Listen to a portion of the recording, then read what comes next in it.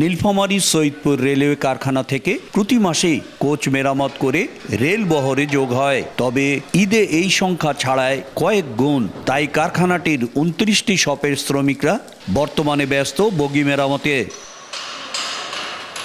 সাধারণ সময় 25 কর্মদিবসে 32টি কোচ মেরামত করা হয় কারখানায়। কিন্তু ঈদ উল ফিতরের আগে ও পরে নিয়মিত ট্রেনের পাশাপাশি ঈদ স্পেশাল ট্রেন চলাচলে প্রয়োজন অতিরিক্ত কোচ।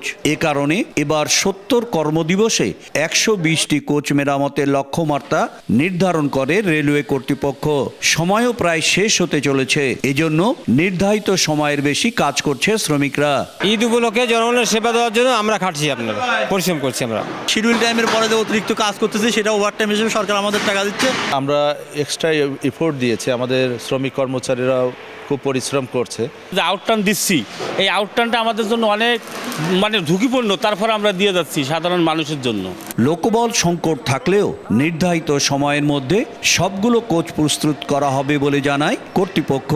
আমরা শুক্রবারও কাজ করাচ্ছি এবং বিশেষ করে এটি একটি মোটিভেশনাল একটি ওয়ার্ক হিসাবে আমরা এটিকে নিয়েছি যে আমরা যে কোনো মূল্যে আমরা আসলে সাধারণ মানুষের ঈদ যাত্রাকে নির্বিঘ্ন করার জন্য এই অধিক সংখ্যক কোচ আসলে আমরা আউটটার্ন দিতে চাই এবং দেওয়ার জন্য আমরা নিরলসভাবে প্রত্যহ কাজ করে যাচ্ছি এটার পিছনে। কর্তৃপক্ষের তথ্য মতে এরই মধ্যে ঈদ উপলক্ষে ট্রেনের 90টি কোচ মেরামত সম্পন্ন হয়েছে।